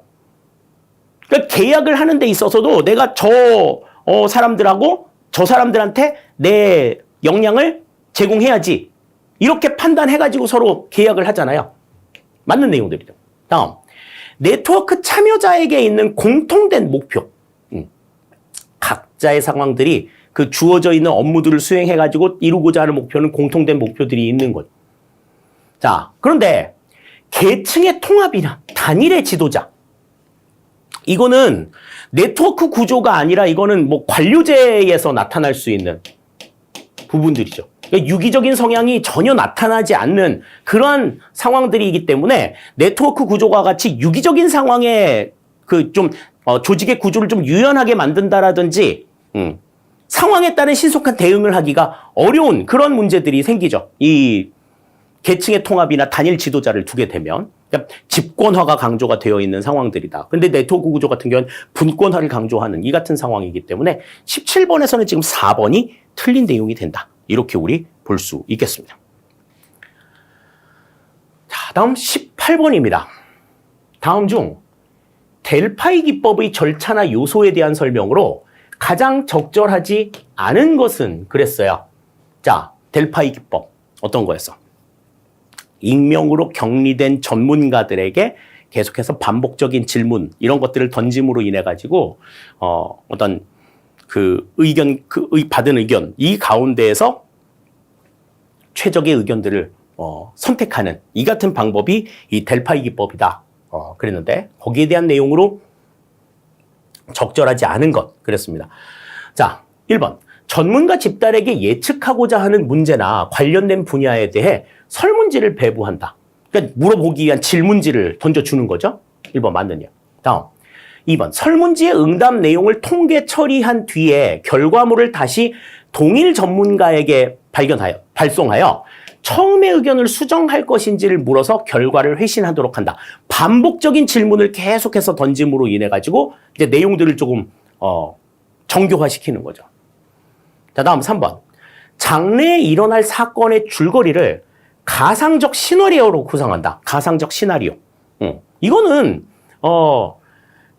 이렇게 될 것 같아라고 이렇게 되면 되지 않을까? 뭐 예측을 하는 시나리오 기법에 해당이 되는 내용이지 델파이 기법과는 좀 상관이 없는 내용이고. 다음, 문제나 이슈에 대한 전문가를 선정한다. 전문가 집단을 통해 가지고 나타나는 내용이죠. 그러니까 지금 1번, 2번, 4번이 지금 맞는 이야기가 되는 건데 지금 이 1번, 2번, 4번을 순서대로 나열해라. 그러면 이제 어떻게 되겠어?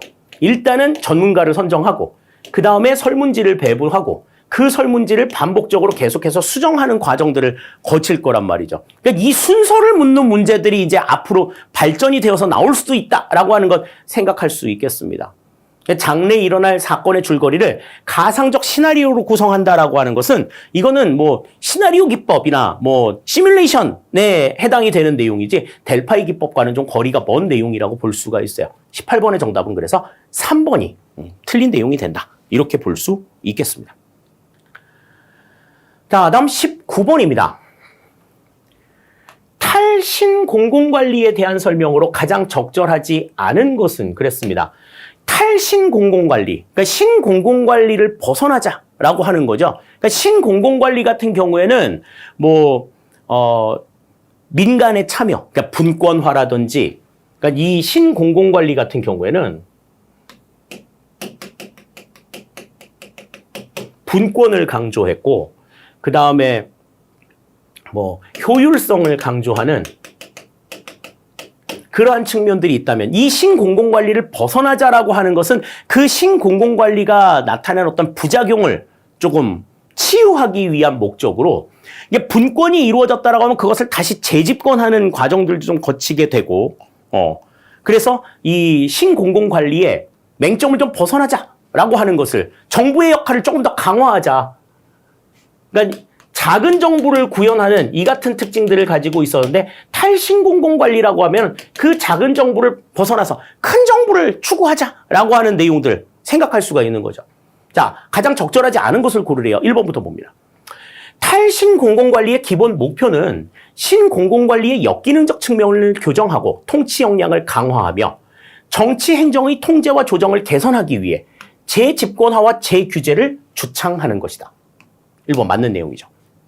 그러니까 신공공관리를 하면서 버렸던 것들을 이제 다시 가지고 오자라고 하는 거예요.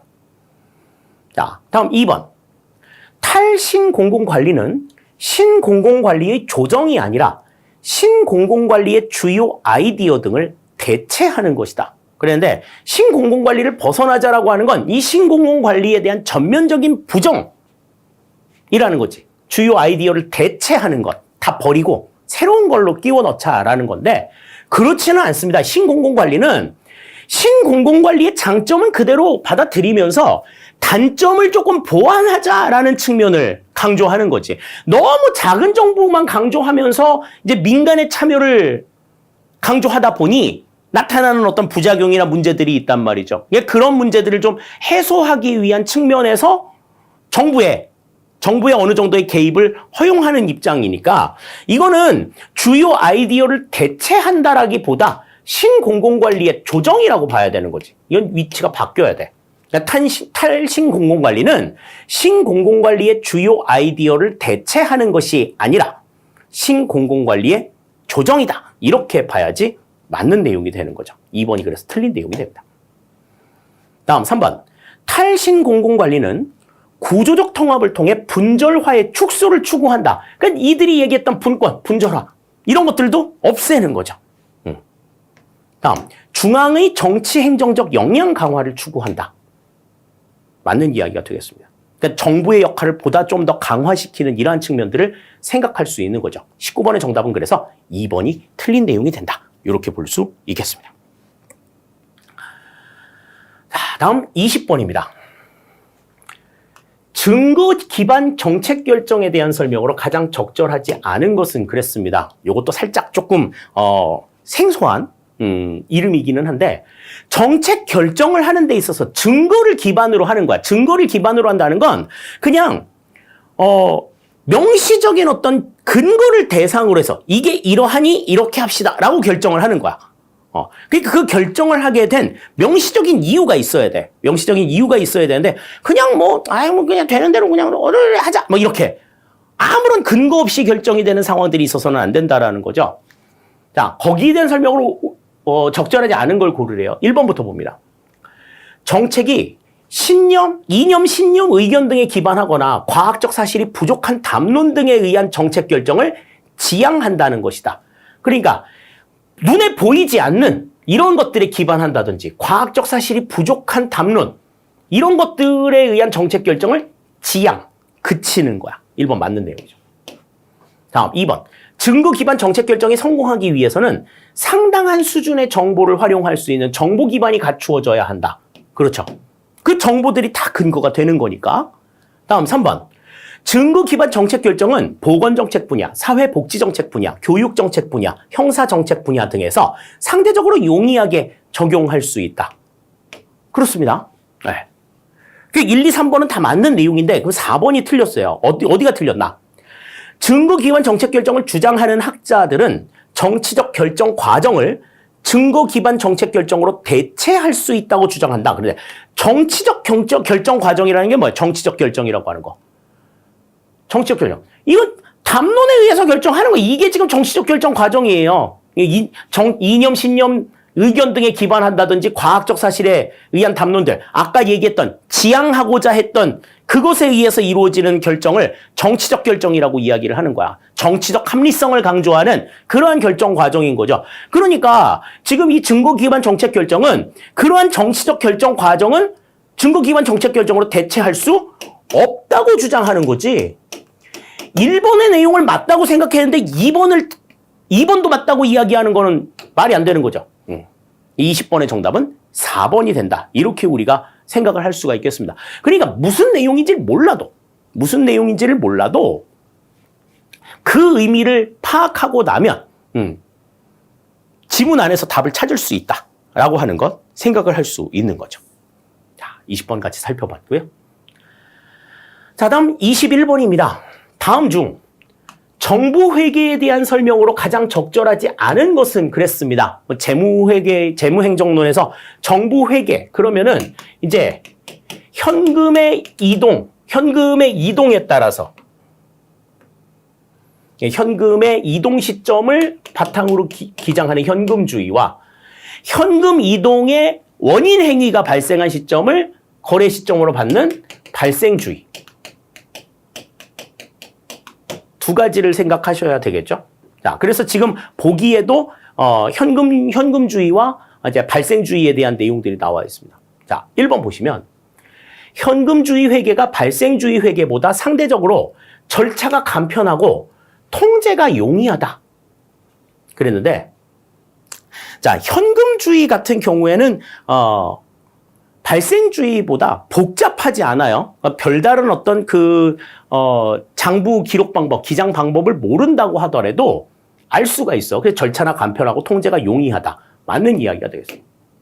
다음 2번. 현금주의 회계는 무상거래를 인식하지 않지만 발생주의 회계는 이중거래로 인식한다. 그러니까 무상거래는 현금의 이동이 없잖아요. 그러니까 현금주의는 무상거래를 인식하지 않지만 발생주의는 이중거래로 인식을 합니다. 그죠? 그냥 돈 가져왔을 때, 원인행위가 발생했을 때, 또 돈 줬을 때, 이중으로 나타나죠. 다음. 감가상각에 대해서. 감가상각이라는 건 뭐야? 감가상각은. 재화의 가치가 점점 떨어지는 것을 감가상각이라고 얘기를 하죠.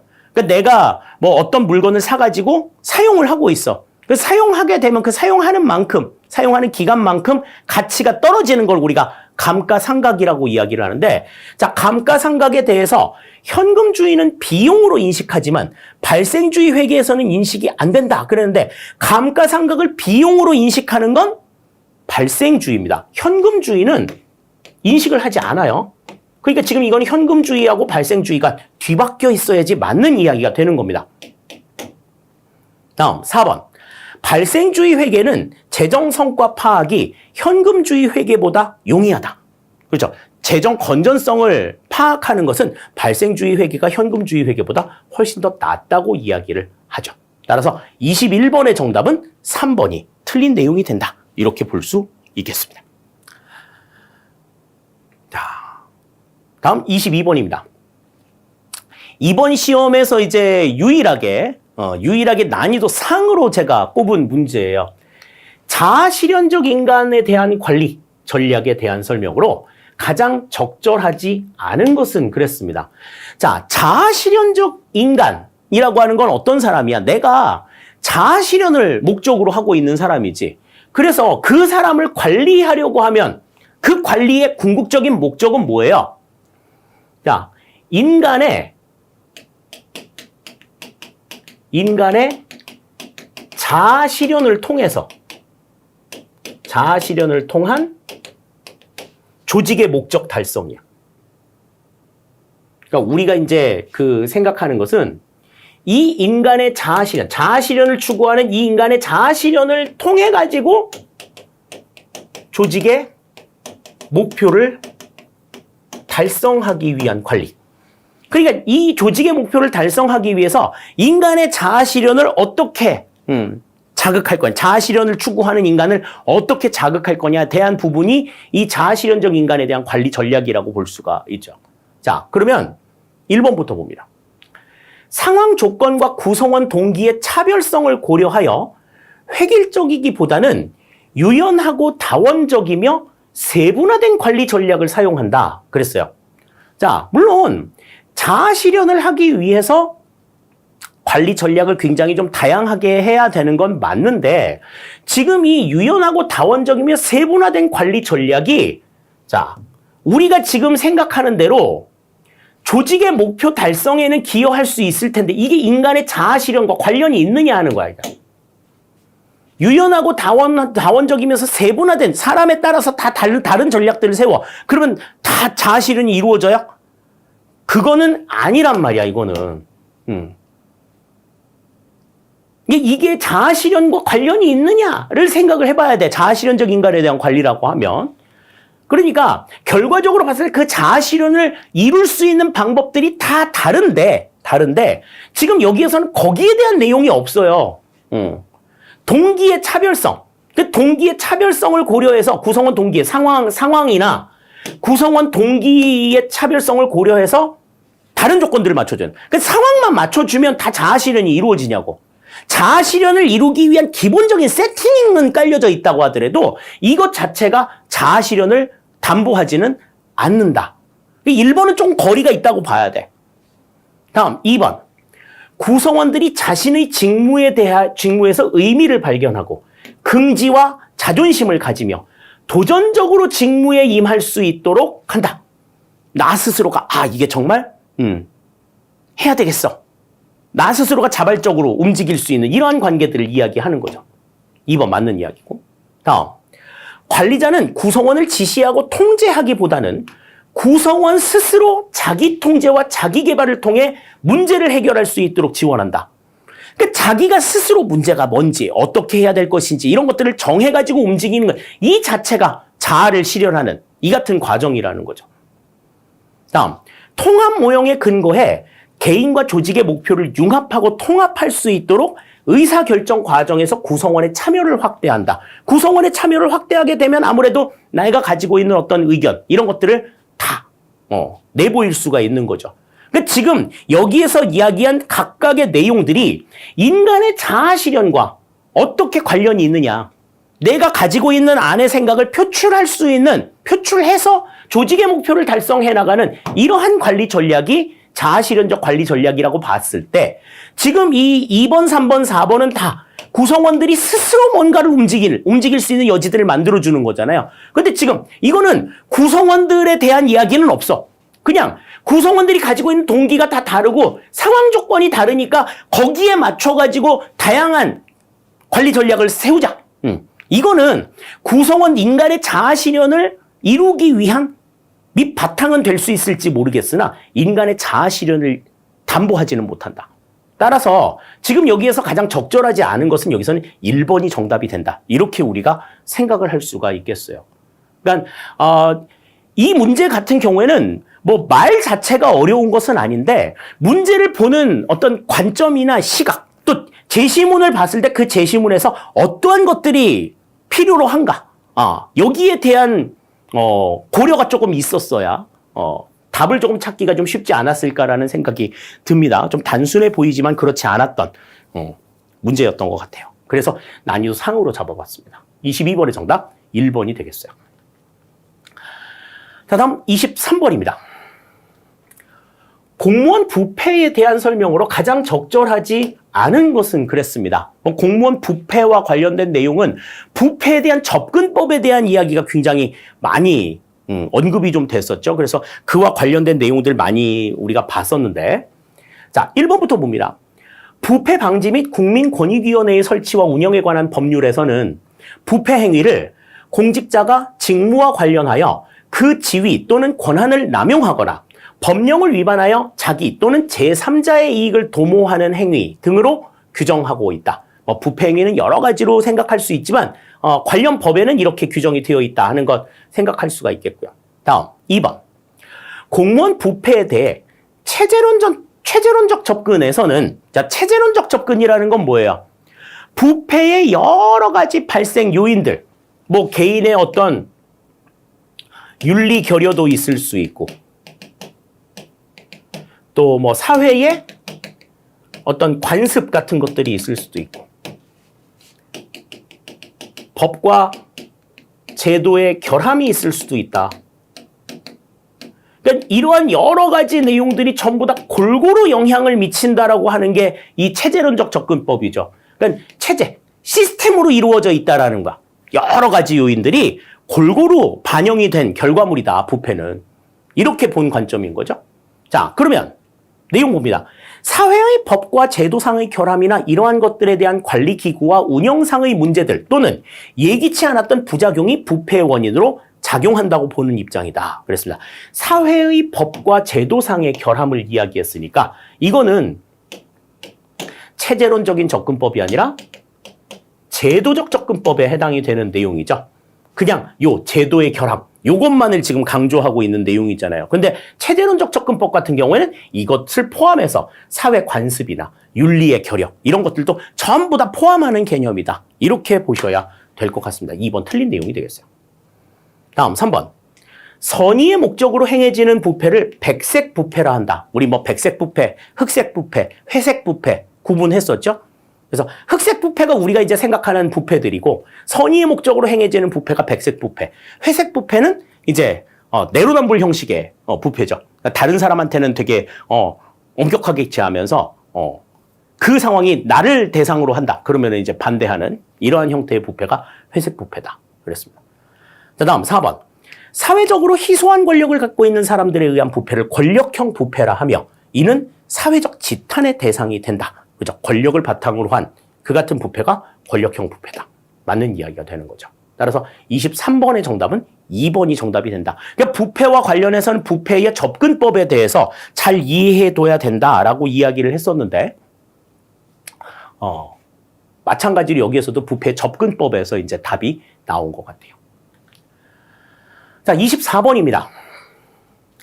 역량평가 제도에 대한 설명으로 가장 적절하지 않은 것은 그랬습니다. 자, 이 역량평가 제도는 그 구성원이 얼마나 어떠한 역량을 가지고 있느냐. 그래서 이제 고위공무원단 후보자들을 대상으로 이제 이 역량평가가 이루어지는 게 대표다. 그렇게도 설명을 드렸었잖아요. 자, 1번부터 봅니다. 우리나라 역량평가 제도는 고위공무원단의 구성과 함께 고위공무원으로서 요구되는 역량의 사전적 검증 장치로 도입되었다. 그러니까 이 사람이 저 일을 수행할 만한 역량이 있나?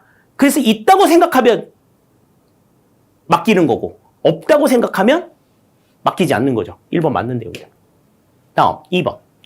역량평가는 특정 피평가자에 대해 다양한 사람으로부터 입체적이고 다면적인 평가 결과를 도출함으로써 평가의 공정성을 확보할 수 있다. 그랬는데 이거는 지금 역량평가에 대한 설명이 아니라 다면평가에 대한 설명이죠. 단일한 평가자로 인해서 나타나는 어떤 고정적인 다소 조금 편향적인 그런 평가 결과 이것들을 좀 지향하기 위해서 여러 사람들, 다양한 사람, 뭐 상사나 뭐 부하, 동료, 고객 이런 다양한 사람들로부터 입체적이고 다면적인 결과를 도출해서 평가의 공정성을 확보할 수 있다. 이거는 역량평가에 대한 설명이 아니라 다면평가에 대한 설명이다. 2번 그래서 틀린 내용이 되겠어요. 다음 3번. 역량평가는 구조화된 모의 상황을 설정해 현실적 직무 상황에 근거한 행정을 관찰해 평가하는 방식이다. 맞는 내용이 되겠고. 다음 4번. 역량평가는 다양한 실행 과제를 종합적으로 활용함으로써 개별 평가 기법의 한계를 극복하고 대상자들의 몰입을 유도하며 다양한 역량을 측정할 수 있다. 그렇습니다. 따라서 24번에서는 여기서는 2번이 틀린 내용이 된다 하는 것 우리가 생각을 할 수 있을 것 같아요. 자, 다음 25번입니다. 자, 다음 중 정책 집행의 접근법에 대한 설명으로 가장 적절하지 않은 것은 그랬습니다. 정책 집행의 접근법과 관련해서는 이제 뭐 하향식 접근법, 상향식 접근법 또 두 개가 포함이 된 통합 접근법 뭐 이런 세 가지의 내용들만 이야기했었는데 사실 지금 여기에 이 보기의 내용에서는 사실 조금 좀 지역적인 소수의 의견들이 조금 나왔어요. 자, 1번부터 봅니다. 상향적 접근법은 정책 목표의 명확성과 그 실현을 위한 다양한 수단의 필요성을 강조한다는 점에서 합리 모형에 입각한 이론이다. 그랬는데, 자, 이 상향적 접근법이라고 하는 것은, 그 집행 현장에서 발생하는 문제들을 해결하는 게 목적이야. 목표를 정확하게 수립해가지고 그 목표를 실현할 수 있는 수단을 뭐를 갖춰야 된다라고 하는 것은 상향적 접근법의 내용이 아니라 이거는 하향적 접근법에서 강조하는 내용이죠. 1번 그래서 틀린 내용이 됩니다. 다음 2번. 엘모어의 통합적 접근법에 따르면 정책 집행에 있어서 정책 목표는 하향적으로 접근하여 설정하고 정책 수단은 상향적으로 접근하여 집행 가능성이 가장 높은 수단을 설정한다. 목표는 하향적으로, 수단은 상향적으로 골라야 한다라고 하는 것이 엘모어가 얘기한 통합적 접근법이에요. 우리가 사바티어의 그 정책 지지 연합 모형, 이걸 이제 대표적인 통합 모형으로 우리가 이야기를 했었는데 이 엘모어의 통합 접근법에 대한 내용도 상향적인 의견과 하향적인 의견을 전부 다 갖추고 있는 내용 중에 하나다. 이렇게 볼 수 있습니다. 다음 3번. 하향적 접근법은 정책 결정에 대한 집행 과정의 피동적 수능을 강조한다. 정해진 대로 따라. 이게 하향적 접근법의 가장 큰 맥락이라고 볼 수가 있죠. 다음 4번. 타협 모형에 따르면 정책 집행은 갈등을 야기하고 저항하는 세력과 타협하여 협력을 얻어내는 과정이다.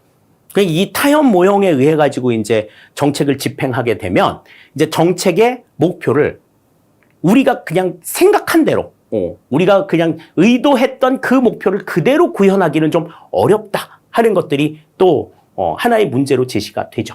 맞는 내용이 되겠습니다. 따라서 25번의 정답은 1번이 틀린 내용이 된다. 이렇게 우리 생각할 수 있겠어요. 자, 이렇게 해서 이제 우리가 전체적으로 1번부터 25번까지의 문제들을 같이 살펴봤습니다. 전반적으로 기본적인 내용에서 크게 벗어나는 내용들 없었어요. 그렇기 때문에 여러분들이 기본 이론을 얼마만큼 충실하게 공부하느냐 하는 것이 우선은 시험을 대비하는 가장 중요한 방법이 될 수가 있겠고요. 그 다음에 만약에 문제가 조금 낯선 이야기가 나왔고 좀 생소한 것들이 출제가 되었다고 하더라도 문제는 그 문제 안에서 정답이 다 나올 수 있도록 나오기 때문에 그 안에 답이 있다라고 하는 생각을 가지고서 선택 지문의 내용들을 좀 차근차근히 해석하는 이 같은 작업들이 필요합니다. 그리고 너무 많은 생각을 하시면 안 돼요. 지금 뭐 문제에서도 보면 가장 적절하지 않은 것은 가장 옳지 않은 것은 뭐 이렇게 가장을 강조하고 있다라고 하는 것은 그 지문에서 정말 치명적으로 답이 될 수밖에 없는 정말 치명적인 선택 지문이 분명하게 있다는 거야. 그냥 그거를 막 꼼꼼하게 막 내용들을 다 보려고 막 이렇게 하지 말고 요 숲을 보는 관점으로 전체적으로 조망해서 딱 걸리는 문제가 하나 있네. 그런 것들을 직관적으로 딱딱 파악해 가시면서 문제를 풀어 나가시는 것이 군무원 시험을 대비하는 가장 중요한 방법이다. 이렇게 생각하실 수 있겠습니다. 너무 많은 생각을 하시면 안 돼요. 너무 많은 생각을 하시면 안 되고 우리가 배운 그 기본 이론을 바탕으로 해서 전체적으로 내용들을 생각해 나가시면 어렵지 않게 답들을 좀 골라내실 수 있다 하는 것 알 수가 있겠습니다. 자, 이번 시험 뭐 그렇게 어려운 시험은 아니었던 것 같습니다. 그래서 커트라인도 다소 조금 좀 높아지지 않을까? 다른 과목들도 좀 생각을 해봐야 되겠지만요. 하지만 앞에서도 잠깐 말씀을 드렸지만 문제가 좀 오류 없이 좀 깔끔하게 나왔으면 싶었는데, 지금 결과적으로 봤을 때는 지금 9번 문제는 상당히 조금 논쟁의 여지가 좀 있는, 그런 문제가 아닌가 싶습니다.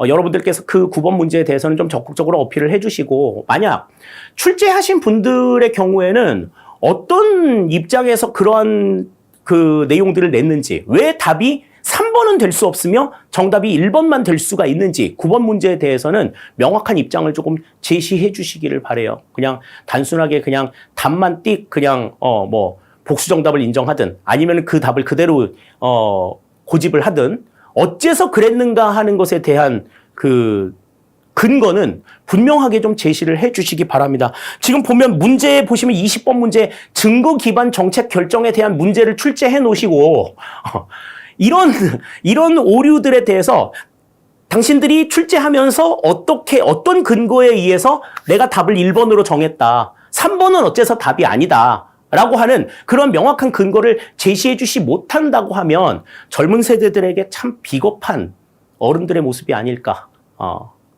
그런 모습들을 보여주시면서 내가 뭐 사회 내에서 그래도 좀 전문가야, 인정받는 출제자야 이렇게 얘기하실 수 있을까요? 매년마다 지금 반복이 되고 있는 출제 오류에 대해서 좀 명확하게 입장을 조금 밝혀주실 수 있었으면 좋겠고요. 그리고 다시는 이런 오류들이 좀 안 나왔으면 좋겠습니다. 지금 2020년부터 2024년까지 5년 연속이에요. 이 뭐 하는 짓입니까, 지금? 예. 물론 2020년도에는 뭐 4문제, 5문제 틀리고 뭐 총체적 난국이었지만 지금은 그냥 한 문제 정도로 그친 거 보면 장족의 발전인 거는 사실인데, 그래도 이런 오류들이 계속 반복이 된다는 것, 뭐 공부를, 군무원 시험을 준비하는 학생들에게나 수험생들에게나 또 현직에 있는 군무원들에게나 또 출제를 주관하고 있는 뭐 국방부를 비롯한 여러 출제 기관들, 참 면이 서지 않는 면목 없는 일이 아닐 수가 없어요. 이렇게 계속해서 틀릴 것 같으면 그냥 인사혁신처에 출제 위탁하시는 것이 어떨까 하는 것도 생각을 해봤습니다. 굉장히 조금 마음이 많이 복잡했어요. 이번 문제 풀면서. 하지만 평이하게 문제가 좀 평이하게 문제를 출제하려고 했다는 것은 그만큼 실수를 좀 줄이려고 했던 노력이 있지 않았었나. 그런 점들을 생각해 보면서 다음에는 조금 더 발전된 어떤 출제의 결과를 볼 수 있기를 바라는 마음, 뭐 당부를 좀 드릴게요. 끝까지 여러분들 뭐 출제를 하시면서도 너무 애 많이 쓰셨고 문제를 풀면서도 너무 애를 많이 쓰셨지만 특히 이제 출제를 하는 입장에서는 보다 조금 더 세심한 관심 기울여 주시기를 당부를 드리겠습니다. 자, 2024년도 9급 군무원 시험 출제 문제 해설. 여기서 행정학 해설 문제는 여기서 이제 해설을 마치도록 하겠습니다. 여러분들 문제를 어떻게 봐야 할지에 대한 감각 익히시는데 조금이라도 도움이 되셨기를 바라고요. 더 나은 수업들은 저와 또 별도로 수업 시간에 만나서 같이 진행을 해보기로 하시죠. 네. 해설 여기서 모두 마치겠습니다. 감사합니다.